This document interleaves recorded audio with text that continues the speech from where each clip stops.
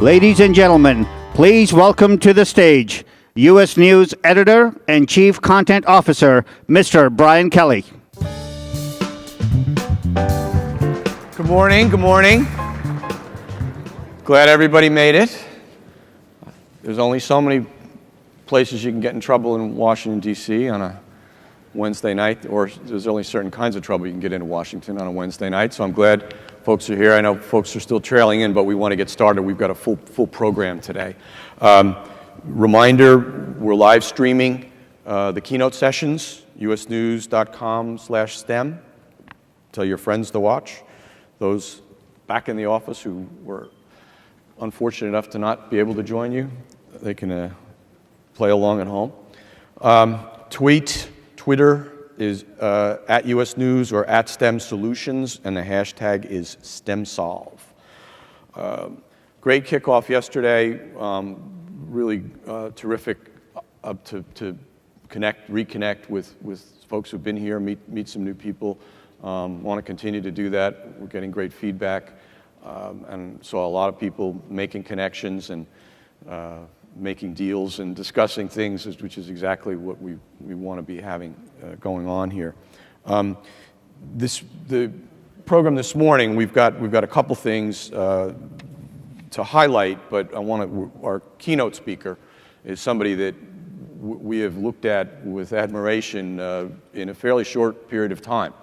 One of the issues you all know that we've dealt with from the beginning of looking at STEM is the scale question. How can you take these good ideas that are existing in many programs and bring them to a larger scale audience? How can you create something that akin to a grassroots movement, either broadly or for specific parts of the STEM field? And our keynote speaker this morning is somebody who has, I think, accomplished that in an extraordinarily short period of time. Within about a year, the organization, the movement called coding, which if you know what I'm talking about, it's computer coding. He can explain in more detail, but it's simple in that regard. But obviously it's something that is integrated into every aspect of technology that we're dealing with these days. And a very simple question, why aren't more people doing it? And the gentleman who put this together has done it with I think, remarkable speed and using the internet as a way of taking this viral. The organization that he has co-founded and is the CEO of is code.org. It's a nonprofit, and the intent is to inspire students to learn and explore computer science. Over 7 days in December, you may have heard this, some 15 million students in 170 countries, so not just US, learned the hour of code. 1 hour, everybody devoted an hour to coding through its code.org's grassroots effort. Got a lot of publicity and was terrific. You might be familiar with the video that he made that was the original promotional kickoff to this. Again, using the internet, viral. He gets Miami Heat basketball star Chris Bosh, Black Eyed Peas Will.I.Am, Mark Zuckerberg, Bill Gates, and every other tech titan that you've heard of to get on camera and pitch this. So it's a great piece of video if you haven't seen it on YouTube. The last time I looked, it had over 11 million views on YouTube.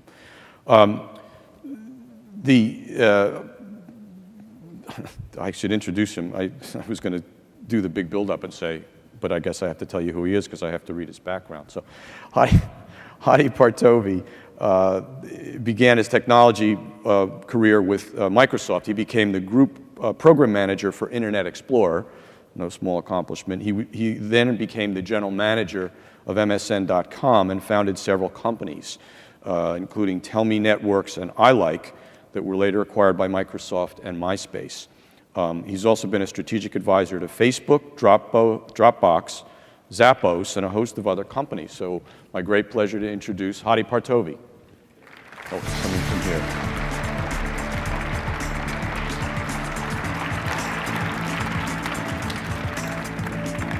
Thank you very much. Thank you so much for that introduction. Code.org actually began as a personal hobby rather than as a real nonprofit. My hobby project was to make this video to talk about the importance of computer science education. And we just heard a little bit about the video, but I actually have a 2-minute sort of shorter segment of that I want to play for you all before I talk, just because since the roots of the organization came as this hobby video, I start most of my talks by playing a short video. So if we could kick that off, please. Software and computers. It used to be that was just kind of a separate area of the world, but now software touches all these different things that you use. I think if you look in everything, I mean, there's more phones and tablets and laptops and websites, and everybody's on social media, and I mean, it's just all these different things, and everything's just moving faster. So just being in a position to kind of understand that language that's going to be the future, I mean, I think it's a good thing to do. It's absolutely crucial to know how to code and to understand how technology is built, even if you don't choose to, make a living or be a full-time software developer. Understanding how software works, which is something that affects everything around you, from your purchases to, how you eat and just how everything works nowadays. It's really important to be able to know how it works so that you are not sort of a victim of other people's choices. It's important for these kids right now, starting at 8 years old, to be a citizen on this planet. Hey, whatever country you're from, to read and write code. If you wait until you're an adult, you probably will never do it. I always felt like if I didn't learn how to program, it would be like not learning how to read. The future would just be closed to me. When I think about what we're going to be teaching in schools 5, 10, 15 years from now, I definitely think that computer science, or at least basic programming, is going to be as important of a skill as being able to do basic reading and writing. And I think we're going to look back and wonder why it took us so long to get to that point.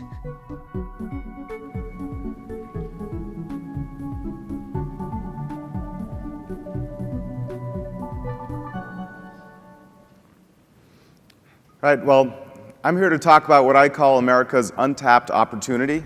Most organizations set out to solve a problem, and for me, I actually think of it much more as tapping into a gigantic opportunity.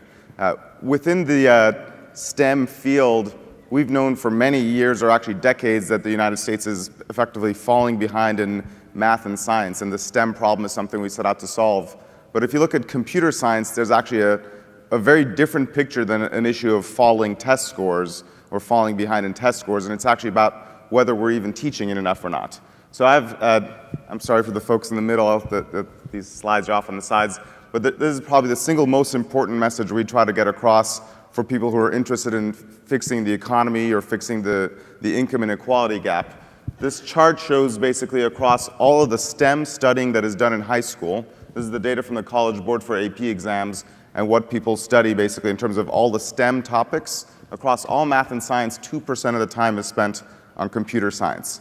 Now, if you look at the jobs within STEM, 60% of the jobs are in computer science. That's a dramatic mismatch between what students are studying and where the actual economy needs work. So if you actually look at the comparison of the Bureau of Labor Statistics projection of jobs in computing versus the National Science Foundation's projection of graduates, there's a huge delta. There's about 3 times as many jobs as there are students. The salary differential between these over 10 years adds up to $500 billion in salaries and about 1 million jobs over 10 years. And these are pretty much the highest paying jobs in the world. There's data that shows each one of these jobs added to a neighborhood results in a 3 or 4x multiplier in other jobs in the area. So solving this problem alone should be able to solve effectively 4 million jobs for our economy. The entire nation unemployment problem could basically be cut in half if we do a good job of tapping into the opportunity of teaching computer science to more children. So now, one thing that people are surprised to know is that there's actually fewer computer science students today than there were 10 years ago. You can see it started to pick up more recently, but we're still below the peak of the country's sort of production of computer science graduates back in 2003. The other thing that's happened is that the percentage of females in this field is roughly half what it was about 10 or 15 years ago. So we have, not only we're not, I mean, this has always been a somewhat male-dominated field, but it's significantly worse than it was just even a decade ago, which is basically this problem, whether in terms of number of students or the representation of sort of diverse groups, have been getting worse over time. We very recently started fixing that. Now the problem here, I chose basically jobs and graduates from college. My organization is much more focused on elementary, middle, and high school education because I believe that's where we need to start getting these kids involved. If you look at high school, this shows AP enrollment in different types of courses in high school. On the far right is history, English, math.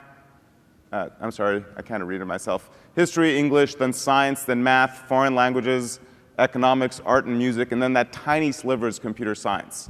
And there's clear data that shows that exposure in high school is what leads to people taking this course in college, which is then what leads to the best paying jobs in the world.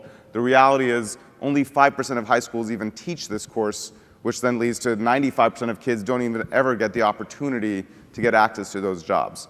What's also really depressing is that in that tiny sliver, only 4% of that tiny box are African Americans or Hispanics, which results in a very, very small level of representation of those two groups. As an example, in the entire Washington, D.C. metro area, across African Americans and Hispanics, that little box, 3 students. So, which is just an amazingly small number. That's 2013's number. Hopefully it increased in 2014. And I thought, well, maybe Washington, D.C. is, a small district. In my state of Washington, African Americans in this field, 9 students at the high school level. So, entire state. The state of California is about 45 to 50 students.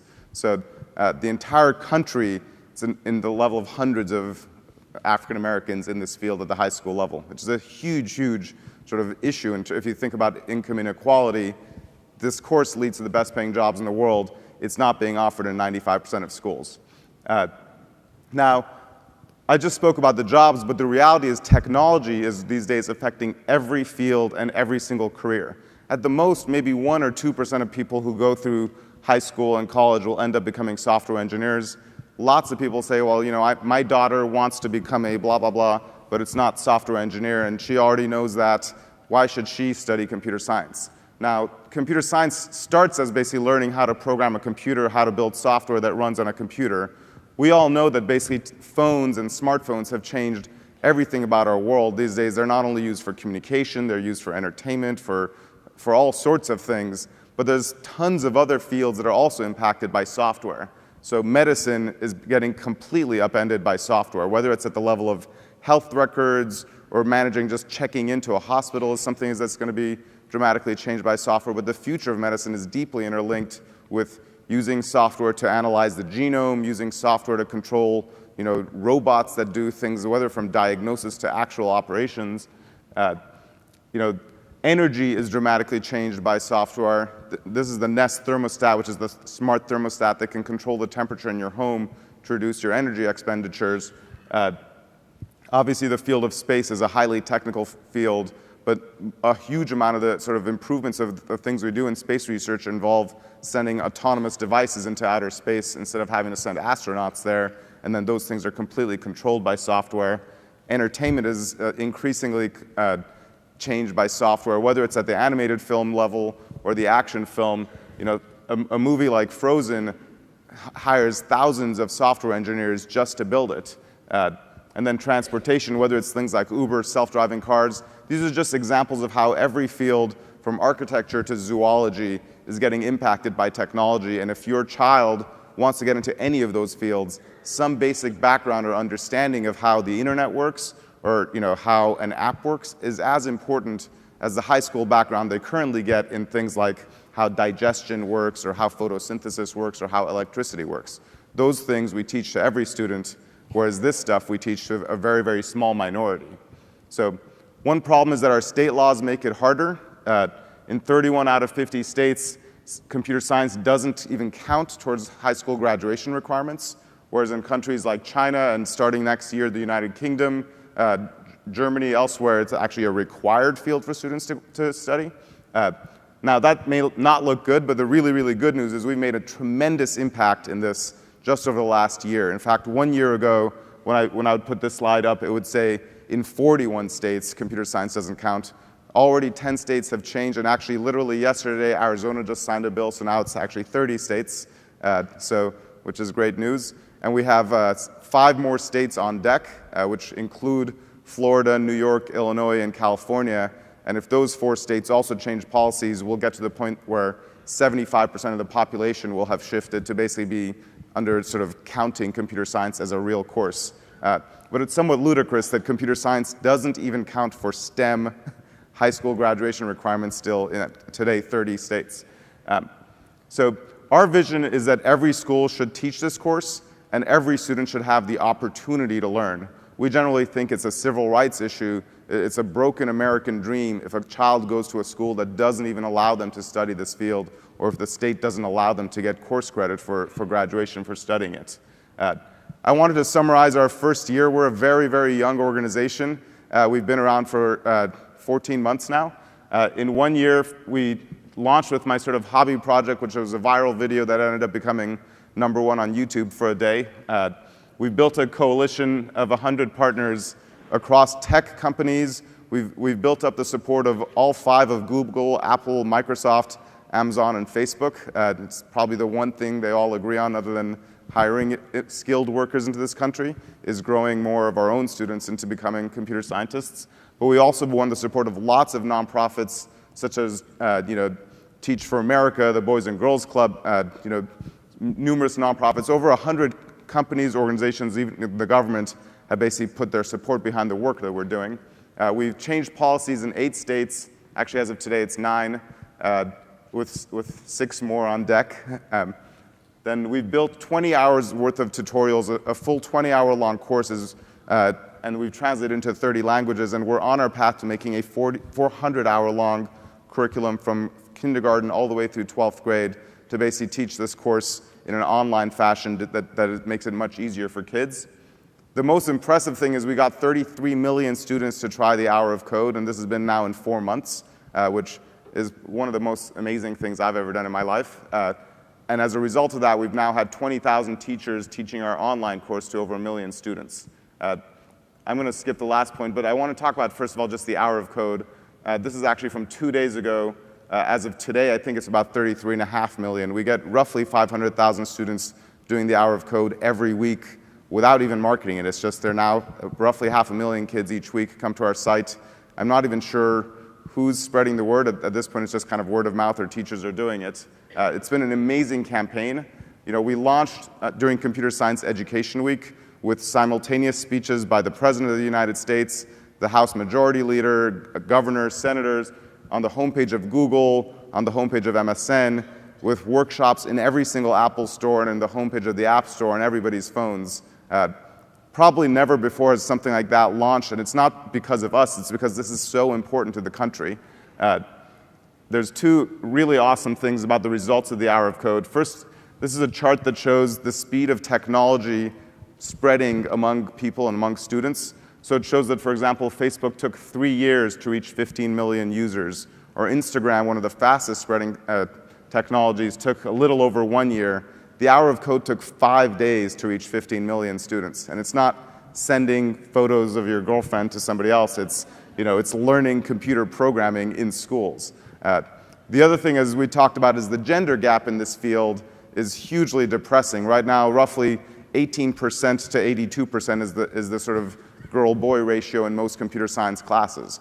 What we did for the Hour of Code campaign is we got regular teachers, English teachers, math teachers, science teachers to put this into their regular classroom where they had an equal representation of boys and girls, and then you had an equal amount, basically, from the people who did this. 48% were girls, which is a huge, huge improvement in the gender gap. And the result of that is during 1 week, we had more girls doing computer science in US schools than the last 70 years combined, and not just slightly more, about 5 or 6 times more girls. So, which is, again, a huge, huge success for the country. And I like to talk about the gender gap problem not as something that's a problem that we need to solve, but a problem that we're solving, and just hold up that, at this point, a huge number of girls have done this. So we've also proved a number of things about blended learning. One of the holy grails of using computers for instruction is that learning can actually feel like a game.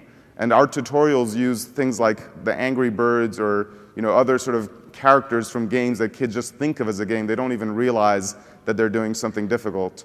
I have a short video to show from a girl who reacted to her mom after coming home after trying the hour of code in school. I'm so excited! I'm actually gonna code. I bought it on my iPad. What is it? It's Hour of Code Lightning Bot, I think. Have you done it before? Yes, it's cool. Is it really fun? Yes. You love it? And my school's doing it. Yes, I love it. Is coding super fun? Yes. Awesome. I'll show Yes. you coding. She's Tomorrow.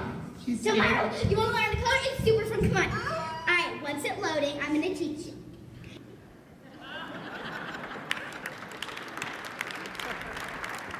So I like to show that video because people's impression of who a computer scientist can be or who can actually start learning this stuff is so different than that 9-year-old girl. And we've now had millions of 9-year-old girls actually try this to completely change that stereotype. The other thing we've shown is that, blended learning and putting computers into use and helping with instruction can make teachers' lives much easier. This is a quote from one of the teachers who actually chose not to do the hour of code until the end of the week when finally all the teachers around him said, you got to try this. And then he said, I finally decided to try the hour of code in my 8th grade science class. I have to say I've never, ever seen my students so engaged and excited about learning as I saw them today. We've had literally thousands of responses like that from teachers. And the reason is partly because making things on a computer is a lot more fun than writing equations and then coming up with the answer. You don't get an immediate feedback of sort of seeing your own creations come to life. Lastly, all of our tutorials and the sort of way this direction is going is web-based learning. Rather than having to install software, rather than having to debug stuff, we're trying to take out the IT hassles for the teachers, so you just visit a URL and start learning, making it much easier. For everybody in this room, I wanted to basically do a save the date for the 2014 Hour of Code. December 8th through 14th of this year is Computer Science Education Week. And last year, we had 15 million students do this in 1 week. We're now at the point where already 1 out of 3 students in this country have tried the Hour of Code. Our goal is to reach 100 million students, which is more than double what we have in the United States, so we're going to need to take this global. And we want every single school to participate in this. Last year, we had over 10,000 schools, which is not all the schools in the country. So any of you who are a parent in a school, tell your teacher or tell your principal to save the date for the Hour of Code for this coming school year to take part in it this time around. But I want to talk a little bit about what we're doing beyond the Hour of Code. The Hour of Code is basically one big marketing campaign to say this is an important field. Our country needs to start teaching this in the schools. We've launched courses online for elementary and middle school. And elementary and middle school is a very, very big deal because almost no elementary schools teach computer science. Most people don't even think that they could teach it in elementary school. And the reality is if you start this in 2nd grade or 3rd grade, 4th grade, like that girl you saw, you have no preconception of whether it's hard. And in fact, there are tons of things you can teach at that level which make it much, much easier to learn in the high school areas. Our short course is free, it's open source, it feels like a game. It includes actual video lectures by people like Mark Zuckerberg and Bill Gates teaching you how to code. For people who care about basically teaching all the new Common Core and NGSS stuff, it's aligned to basically reinforce Common Core math and English and next generation science standards.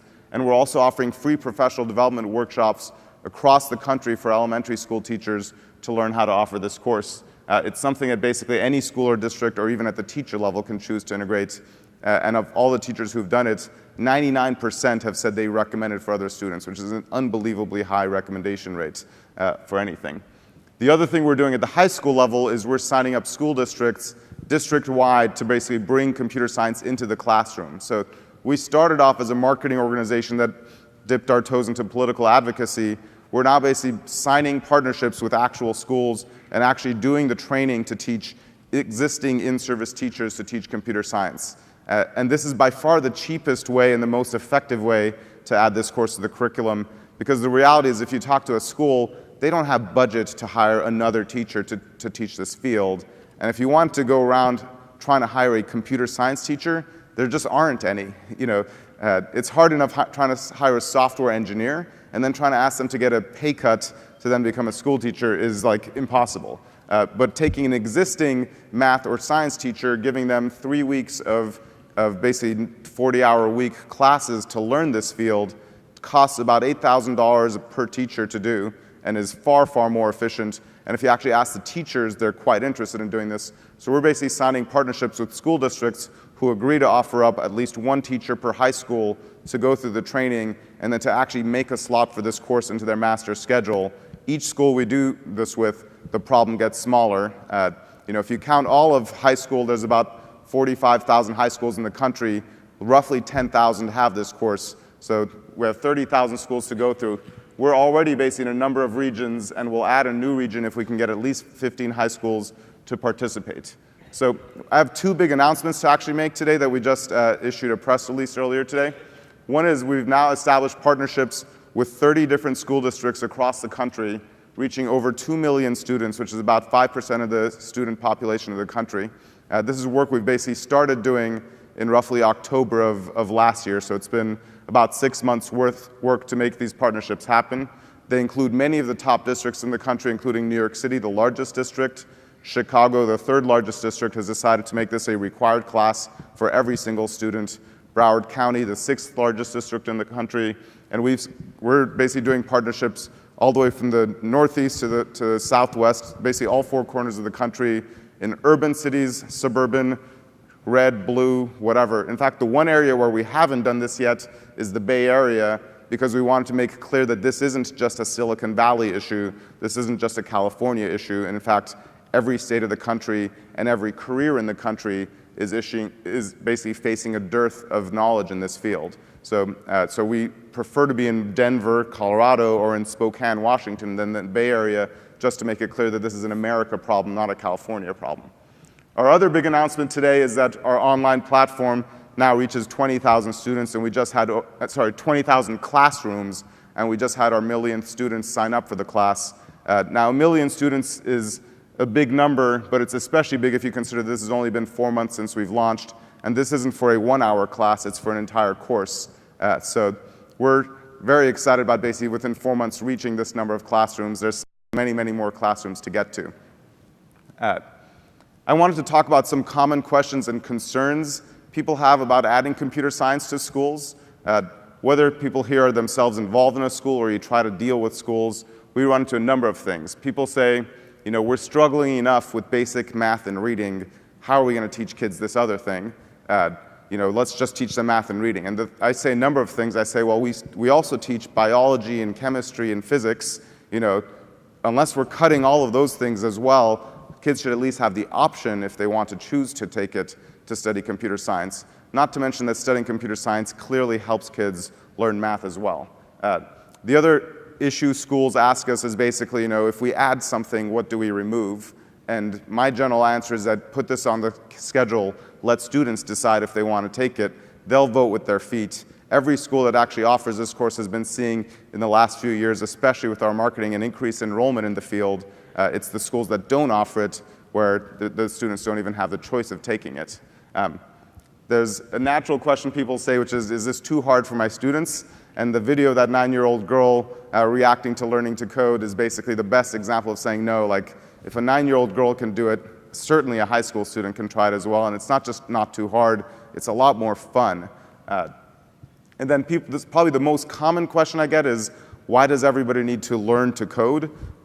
And the first thing I'd say is not everybody needs to learn to code. Every American school should offer it as an option, and that actually is a much, much bigger deal because most parents send their kids to school assuming that school teaches them whatever is important, and this stuff is important, and if your kid doesn't even have the chance, that's just a broken system. It's un-American.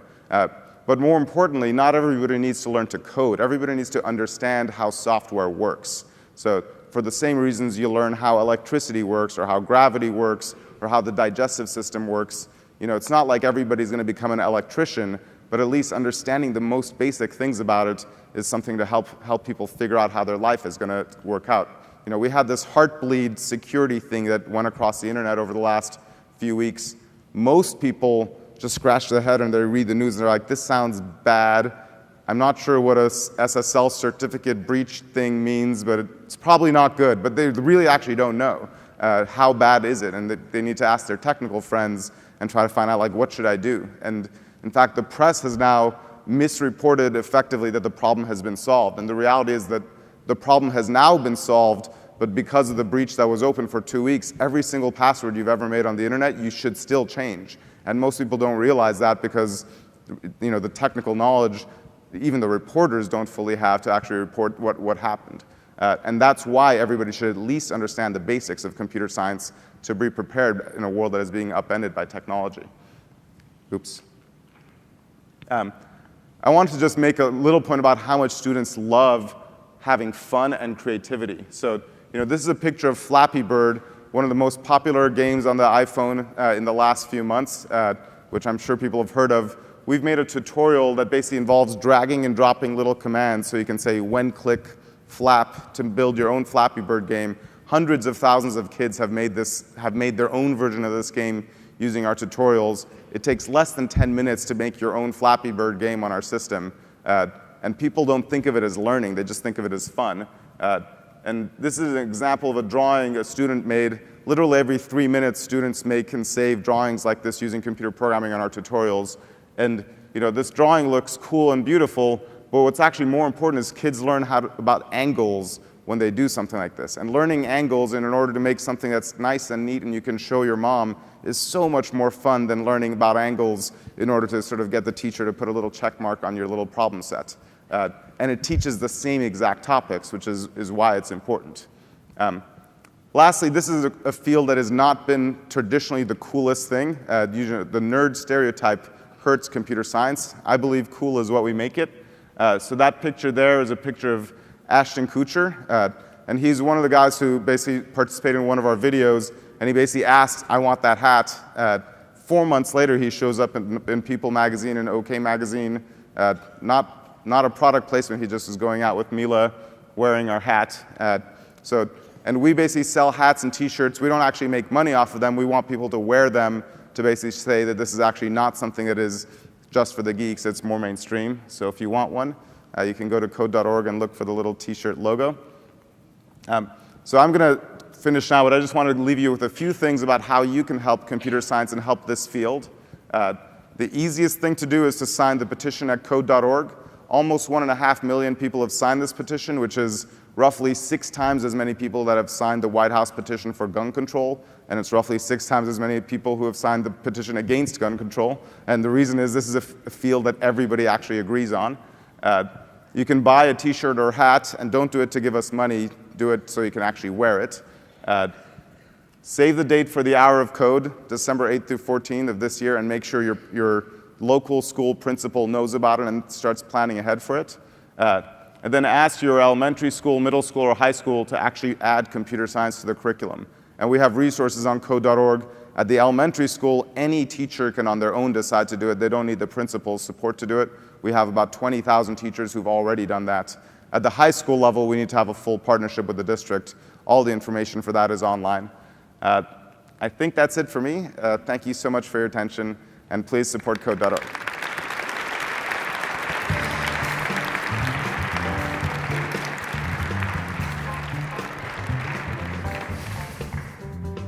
Just please don't tell me I have to change my passwords again. I could have a nervous breakdown. Besides that depressing thought, I think that was really extraordinary. I don't know about you folks, but that's the most interesting piece of news that I've heard in the STEM world in the last year in terms of the school districts adopting this and the scale that's going on there. So really a terrific organization to keep an eye on, and we will continue to follow it as well. We've got a couple of other terrific organizations that we want to bring on. This is our STEM Spotlight segment, where we give you some bite size of some folks doing some really good work that we think has a lot of application in other areas, as well as some great scaling potential. So let me walk through this. We've got 3 great folks coming on. The first up is Dr. Tamara Hudgens. She's the Executive Director of Girl Start. Before taking the helm of Girl Start in 2009, Tamara worked for a range of nonprofits and educational organizations, including the Chisholm Trail Communities Foundation in Georgetown, Texas, for organizations in Chicago and the Czech Republic. In the last 5 years, Girl Start's annual reach on girls, teachers, and families, it's the connectivity that is important here has grown 10 times. There are now 15,000 individuals across the country. Its after-school programs have multiplied from 4 to 45. So Tamara, please tell us some more.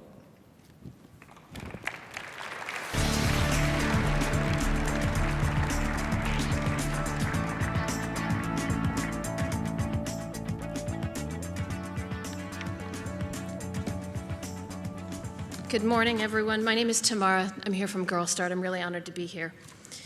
I'm here to talk to you today about the work that we do that makes STEM education a priority for girls, as well as our impact.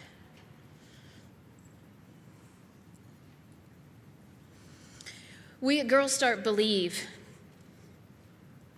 that the world's greatest challenges need new STEM-driven ideas and insights. But half of our population is discouraged from participating in STEM and creating those vital STEM innovations and insights. At Girl Start, we design and implement high-quality, informal STEM education programs that inspire girls to transform our world.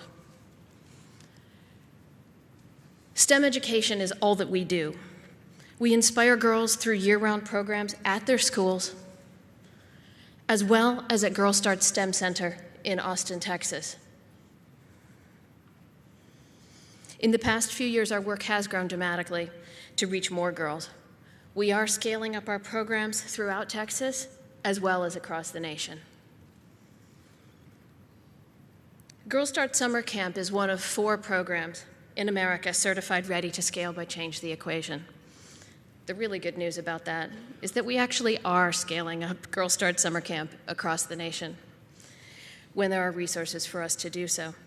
We started Girl Start Summer Camp to go across Texas in 2010 and for girls in other states in 2011.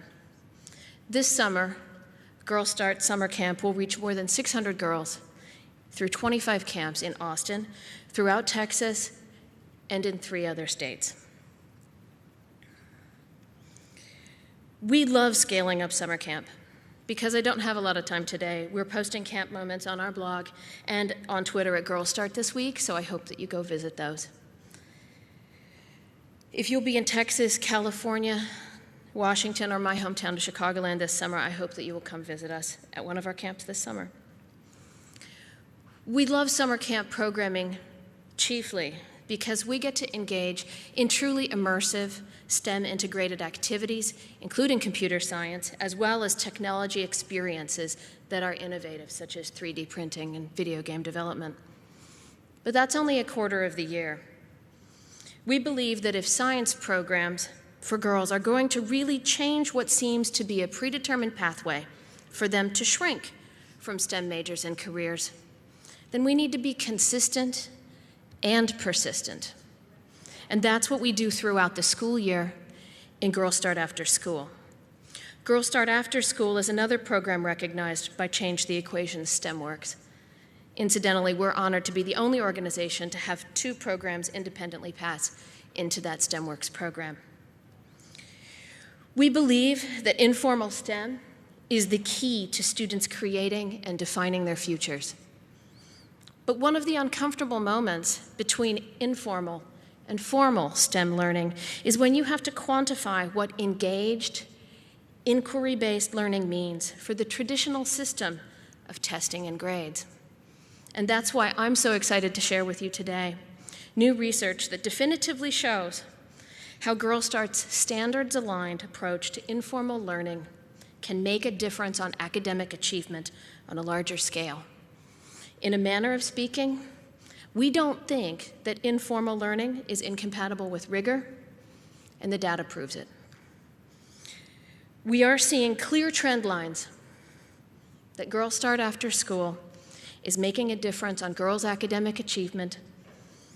We're seeing dramatic differences between Girl Start After School girls and non-Girl Start girls' performance on science and math standardized tests. Over 2 years, we're talking about a 23% difference, not just 1 or 2, in the performance of Girl Start girls versus non-participating girls. But we are also seeing a big difference between Girl Start girls and non-Girl Start participants, both boys and girls. When Girl Start girls do better on these tests and in their grades. This means that Girl Start is opening the door to accelerated math and science courses, especially pre-AP courses and STEM electives that they might not otherwise have the opportunity to take. This puts them on the path to STEM majors and careers. And the good news is that the data also shows that Girl Start girls are enrolling in more pre-AP and STEM electives. So I have this brand new study here that shows that Girl Start After School has had an impact on girls' academic achievement. And I hope that you come and get a copy from me or from one of my two amazing colleagues who are here this week, Caitlin and Itzel, and share it widely. Of course, you may also pick up a copy on our website at girlstart.org. But here's the really nifty part. I get a lot of questions about how to engage underrepresented people, not just girls, but minority majorities as well, along the lines of how could you possibly scale something like that? It can't possibly be impactful for a broad spectrum of girls. And my answer is that it is simple. We know how. In our programs, we and our alumni, and now our data, are showing you how it can work. And I'd love to share with you how Girl Start After School and Girl Start Summer Camp can come to you anywhere in the nation. Here's the truth. Here's the profile of a Girl Start girl. She is, by others, classified as ethnically diverse, as at risk, as first generation. Yet 97% of Girl Start After School girls want to go to college, and most of them in a STEM field. More than 1,000 girls each week are engaged in informal STEM after-school programs that are changing their futures. They will be stronger in STEM, and they will succeed. And when you join our movement, you can help them too. Thank you.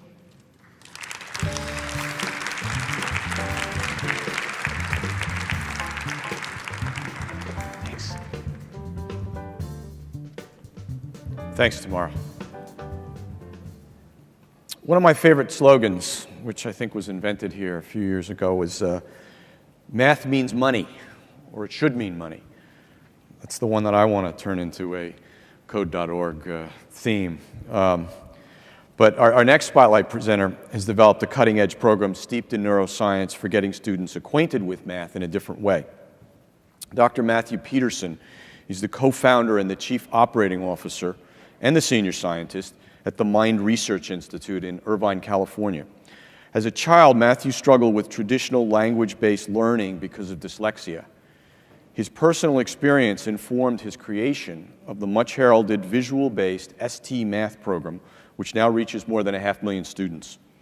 And he's not just a math whiz. Matthew also holds a PhD in visual neuroscience, in addition to degrees in biology, engineering, and Chinese language and literature. Ladies and gentlemen, please welcome Dr. Matthew Peterson. Whoa. Ah, shit. Sorry. Oh, shit.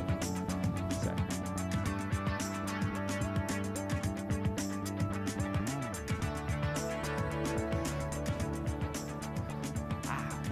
Okay.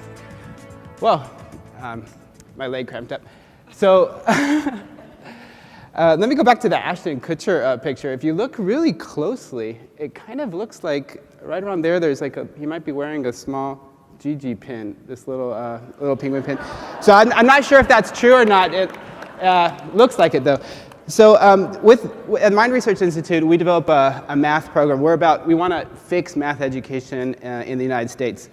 And our main approach is to stop telling kids how math works, stop talking at them, and let them do math. Let them learn math by doing math. And so it's hard for me, to stand up here lecturing to you because we're telling people stop lecturing. Let them learn by doing. So really, I need to get out in the audience and let you do a little bit of math. Let's see, who should I pick? So one of our approaches is to give non-routine problems to students, problems that students have never seen before. I'm going to pick you.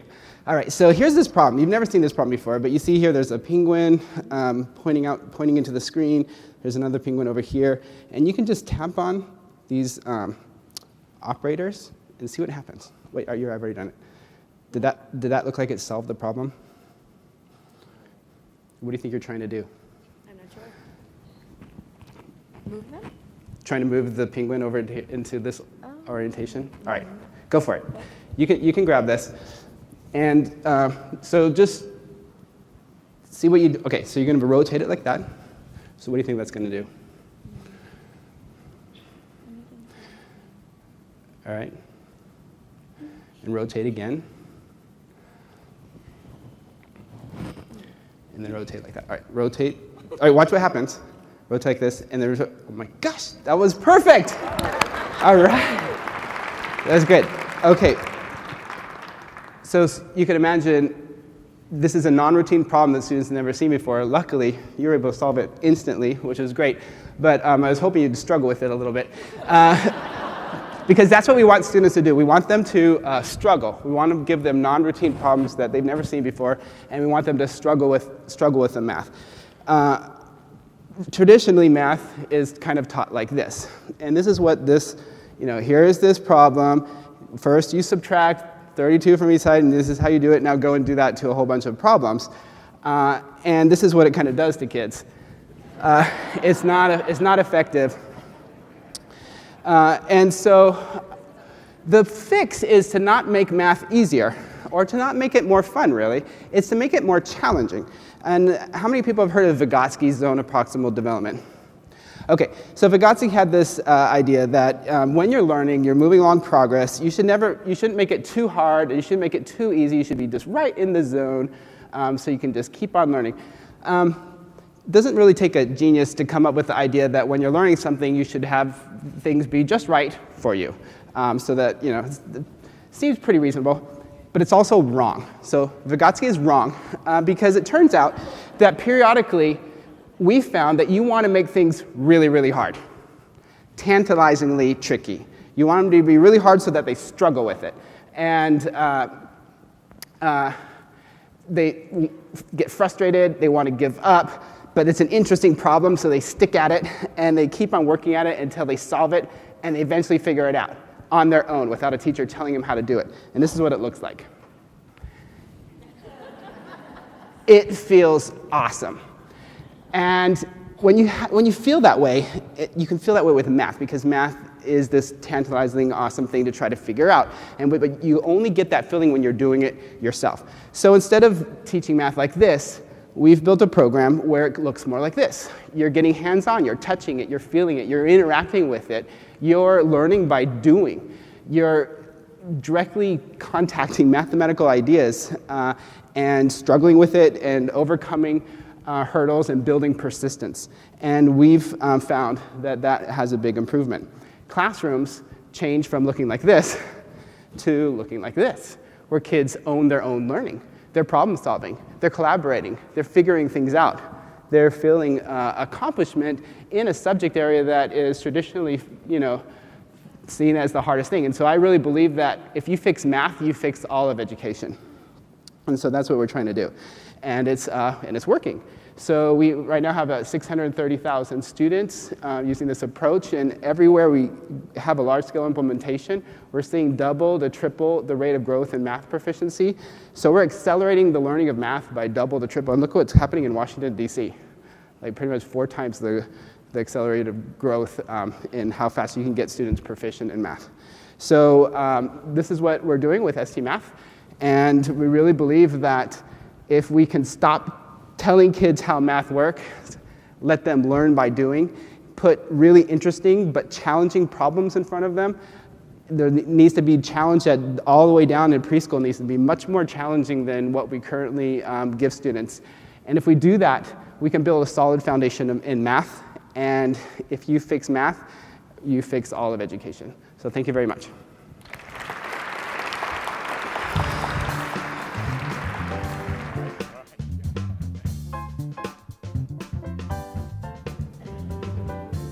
So exciting around here. People are cramping up. It's like an NBA game. I'm going to have to bring in the trainers to get everybody fixed.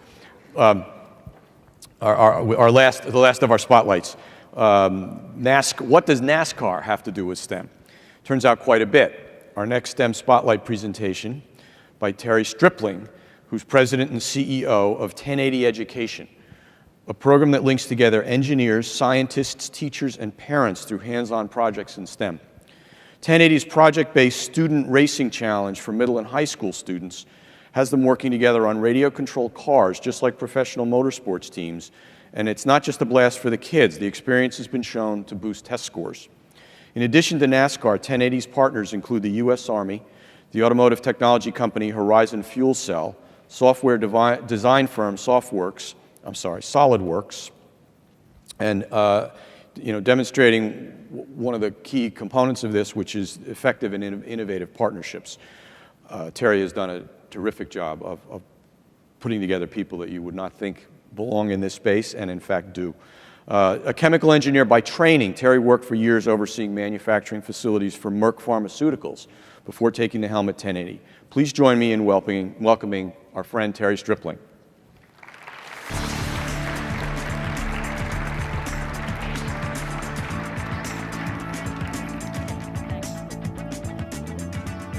All right, so good morning. All right. In preparing for our conversation with you guys this morning, I've been having conversations with a lot of 1080's partners and our 1080 colleagues. I'm sure some of you are out there. I can't really see you. Really asking ourselves, what kind of message would we want to take away from this conference? With our partner, the U.S. Army, I have the opportunity to tour the country because 1080 hosts these STEM expos all over the place. And I speak to tens of thousands of students and educators and parents a year about the opportunities in STEM, about the advancements in STEM. So they're very excited to hear it. There's just so much that I can tell them, but you guys, you're different. So we at 1080 are engineers like myself. We're scientists and mathematicians and talented educators. So we are very similar in makeup, probably to who's in this audience right now. So I'm going to still start with the same question I ask the students every time, which is, let's see, where is this thing? All right, so that's one of the expos. So, this is the question I always start out with these students. So, show of hands. How many of you feel comfortable right now to look to your partner left or right of you in your seat and actually have a conversation about STEM? Like you have an idea of what it is and you can talk. Let me see your hands. Who feels good about this? That is 95, 100% of you. Probably 100%. I won't say 100. What, 98% of you? So now picture that I'm in one of the 1080 STEM expos, and we've got 600 students, like we did a couple of weeks ago in Brooklyn. Medgar Evers College hosted us.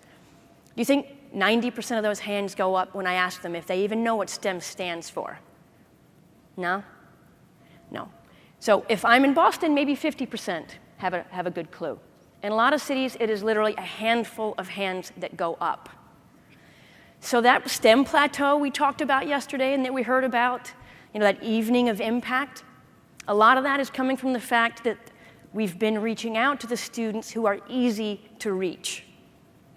So the message we want to take away from the show, and that we hope you take away from this show, is that we have to double down our efforts to go out there and find those students that are not easy to reach.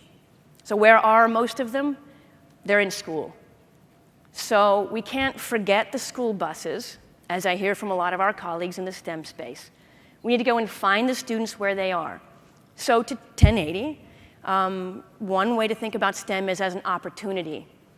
It is an opportunity to do different things and get better results. So better results out of the time that we have with our students in school and the little bit of time we're lucky enough to have with them out of school. So we're here because of a program called the National STEM League. All right, and the National STEM League you can actually think of at times as the National Opportunity League, because we're going out there. Our goal at 1080 and all of our partners is to go out there and offer something that every student sees themselves in. So some of you, and even Brian up here, introduced the National STEM League as the Student Racing Challenge. And that's how a lot of you know this program. So the Student Racing Challenge is still here. It's just now got 3 new partners, Rover, Innovation, and Energy. So the core of all of these challenges has been around. They've just been under the Racing Challenge League. So for those of you who don't know, Through the National STEM League, students are invited, actually, to own a business. They can own a full-on business now. So they bring the excitement of sports, as he mentioned as well. Our partners have been NASCAR, NHRA. They bring the excitement of sports into academics by owning a racing team. They engineer a fast and stable car. Tons of academics involved in that. It's a very difficult problem to have, and every race team out there has tens of PhD engineers on them, if not hundreds, actually. So now students are also invited to dive into the open source revolution and teach a robot, a rover, to do the dirty, the dumb, and the dangerous jobs.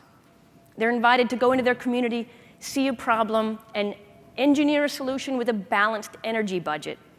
Or they're invited to combine software and hardware and come up with something new, even if it's just new to themselves. So that is what the Student Racing Challenge is in a nutshell. That is the opportunity they have. Actually, I'm missing a bit of a slide here. I'll back up. And maybe that slide will come up in a minute. We'll see. I'll point back to it if it does. Each one of the teams is also invited to do 3 things. You don't have the visual for this, but 3 things that are critical to most businesses. Enterprise, they manage and market themselves. The kids that actually like to get up here and do what I'm doing right now, they have a place in this. The students who want to do the branding, there's a place for them. Data-driven design. You know, companies get ahead through R&D. These students need to learn that. They do data-driven design projects to get ahead and stay ahead of the other teams. And they do community outreach, because it's just good business to take care of your neighbors and in your community. So the curriculum is actually implemented in semester-long, year-long courses, after-school clubs, summer camps, and in a lot of places, all of those options. It is targeted in middle and high school. There's a feeder league called Math to Go for elementary, and a program called Rombo STEAM for K2 that's being piloted out there in a lot of places. Come to our booth and take a look at it, and we'll talk with you a bit more about it. So that's the curriculum. There's a competition aspect as well, a collaborative, competitive aspect to this. It's optional, but we recommend it, and there are 2 ways that teams engage. One is through points race, web-based. Tons of teams out there completely isolated from one another, and they cannot travel. But this is a way that they can engage. So we can go out there to the people that can't travel, that have no STEM mentors in their neighborhood. We can reach them. In a growing number of, there's that slide. It's just out of order. I'm sorry about that. Right, there's that slide. Now you can picture it. Every team does those things. In a growing number of cities around the country, there are face-to-face invitationals. So partners like Project Exploration in Chicago, Junior Achievement in San Diego, Atlanta Public Schools in Atlanta, they actually host these invitationals and these competitions. Our 1080 team hosts them as well. Some of those little dots around the country, that's where individuals have taken a course and they've proven they know how to run these things and do them, and they can run these competitions in their own neighborhoods. This is how STEM scales. We give the tools for this stuff to be implemented well on the local and the regional level. And we at the national level give them a lot of motivation to do it. So both of these things, the web race and the invitationals, feed into a national competition. This year it's being hosted in Charlotte, May 16th, in conjunction with NASCAR's All-Star Race. So bringing all the excitement of NASCAR and of NHRA, of sports, of robotics, all right, the motivation of energy, all of these things into academics. There's something for everyone. And I'm going to back up to this slide. These are our friends at the National Society of Black Engineers. So we haven't put together, our team and all of our partners over the last 20 years, something that's a sort of a build it and beat 'em type of competition. This is robust, and the depth to which these students engage is the main reason why the NSBE PCI, Pre-Collegiate Initiative, adopted the NSL as one of their 2 competition leagues this year. And actually, Chris Carranza around here from Miami-Dade, I saw that he's in the audience earlier. He is, there you go, hey there. We have partnered with them in Miami-Dade, and we just kicked off last week our 2nd year of sustainable STEM in the Miami-Dade County. So that's the curriculum, and that's the competition. And I want to sort of close with a case study here, because we consider the National STEM League project-based learning that does not forget the learning. Come and talk to us in a little bit, and we'll tell you what we mean by that a little bit more. But here's an example. AMSA, they're the Advanced Math and Science Academy. They're out of Marlborough, Massachusetts. they pretty much embody what we want out of our students, and that is for them to live in what we call the innovation space. All right, you see the rover and the racing challenges there. Those are hardware-based challenges. There's a defined technology that every student starts with, defined set of rules, we defined them, there's a track, all these things. The students go and they head-to-head. Innovation and energy, the students define their challenge. They define their technology. They're defining our future, so we want them to start now learning how to look into a blank piece of paper and come up with something interesting. So AMSA started as a racing challenge team. The Army sponsored their materials initially. They read creatively and very critical thinking here, critical reading. They read the rules of the competition. And they figured out that that head-to-head race is only a very small fraction of their points. The data-driven design, the documentation, the team presentation, all these things we need our students to learn to advocate for themselves. That's worth a lot in the NSL. So they concentrated on it, and they did very well. All the teams around them, Ipswich High School, Everett High School in the sort of Boston area, they saw this. Now they're upping their game. So now they come back and they're still paying attention to the racing and the rovering because that's fun, that's innovative, that's interesting. But they're learning to pay attention to the more innovation space, creating their own projects. So this is how we do it, right? If we spend 4 years with a student and they've learned to engineer a race car, they've learned to program a rover, there's value in that. They've built their portfolio. The data shows they're doing better in school. Data shows they're coming to school more often. But the ultimate idea for most of our students is to help them climb that conceptual and that skill ladder, to live into the innovation space. And we're very proud to help do that. So again, this is how we do it. And we look forward to partnering with a lot of you guys. I'm not sure if he's in here, but I want to give a shout out to Dr. Bernard Harris. Is he in here? I saw him last night. He might not be up this early. I'm not sure. He's a busy man. But our newest partner at 1080 is Dr. Bernard Harris of the Harris Foundation.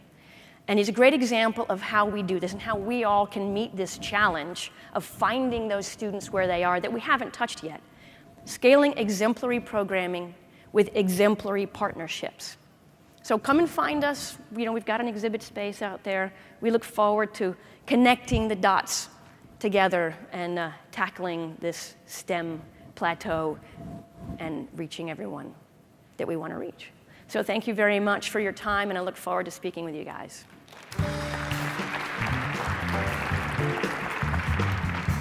Thank you. Thanks, Terry. Thanks, Tamara, and thanks, Matthew. Give a round of applause to the folks doing some really good work every day. Okay, just a couple pieces of business, and we'll get you out of here. The breakout sessions will start at 10:45, followed by lunch in the exhibit hall at noon.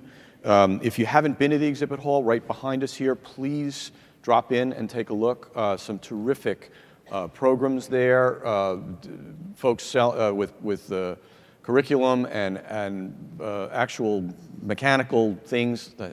I show my ignorance, but they're great little things that move around. I'm going to figure out why they move before this is over. But it's really a lot of fun. It's some really great and nice folks manning those booths. So after lunch, we've got some really important subjects that we're diving into in the continuing breakouts. The critical issue of community college and employer partnerships, looking at STEM schools specifically. There's a workshop being run by Margaret Ishida of the Battelle STEMX network. You guys are all familiar with STEMX and the incredible stuff they're doing. There's an added session that's come on, not in the program. Our friends from Boeing are showcasing some work that they're doing on the leadership roles involving school principals and teachers, really critical element of STEM. That is in room 207. Which is not on the program, but please take a look at that. And then the roundtable sessions, which we structured based on your feedback to find some opportunities to spend some more one-on-one time with a variety of the important folks doing work here.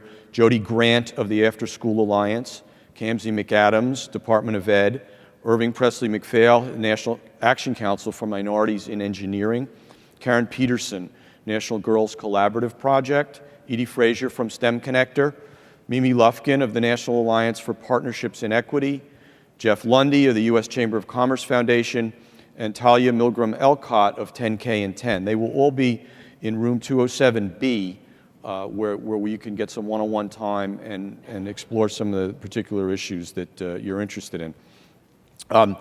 Tomorrow, back here at 9 a.m., we will be prompt and not drag things on for an hour tomorrow. We've got Chevron's Steve Green and the American Petroleum Institute's Jack Gerard. And you're saying, why do we have all these energy companies? Well, energy is an area that was really a surprise to me, I think, in the last probably year or so, to become aware of why the energy companies are indeed a very important part of STEM. They had not been, I think, in a lot of the early conversations. But if you look at both the job demand that they are finding in an array of areas and the explosive growth of energy, domestic energy in particular, you can see why these companies are front and center in wanting to be helping to shape the new workforce and be a big part of the thought leader discussion here. So two terrific guys who have a very important perspective on that. Hall of Fame Awards Luncheon is at noon. That is our capstone event, noon to 1:30. We have 4 extraordinary individuals. Lockheed Martin's Norm Augustine, who, if you're familiar with, in many ways is sort of the godfather of the modern STEM movement, was the key behind the Gathering Storm report, has been a great advisor to me and to U.S. News as we've developed this program, and we're very honored to have Norm with us. Shirley Ann Jackson, the president of Rensselaer Polytechnic Institute, Raytheon's chairman, Bill Swanson, and Anush Ansari, who is a private space explorer, who's also been a great advocate of STEM education in a number of fields. So it's going to be terrific. Don't miss it. If you can stay, I know everybody's got to catch a flight probably, but my advice would be, reschedule on the 7 o'clock and stick around for a little while. The USA Science and Engineering Festival, which is our partner down the hall, will be kicking off after our STEM luncheon and having a sneak peek. Everybody from here is invited in. If you haven't seen it, as we've been here, they are putting up in the giant exhibit space downstairs about 1,000 exhibits devoted to science, technology, with a very consumer focus, hands-on, student-friendly. They will have thousands of students coming in on Friday, along with a lot of their VIP audience, a lot of Washington policy folks coming in and taking a look. And then on the weekend, there will be literally hundreds of thousands of people coming through those exhibits. It's a remarkable sight. They were here 2 years ago, and I came down here, in fact, with my son, just as an ordinary consumer, and was blown away by seeing something bigger than the auto show. More people coming to look at hands-on science and engineering programs, curriculums, celebrities, everybody from Mike Rowe to Bill Nye, I guess. And it's really terrific, and we're very happy to be working with them as well. 10:45 breakouts. The exhibit hall is open now. As you walk through, take a look, and we'll see you back here tomorrow morning. Thanks so much, everybody.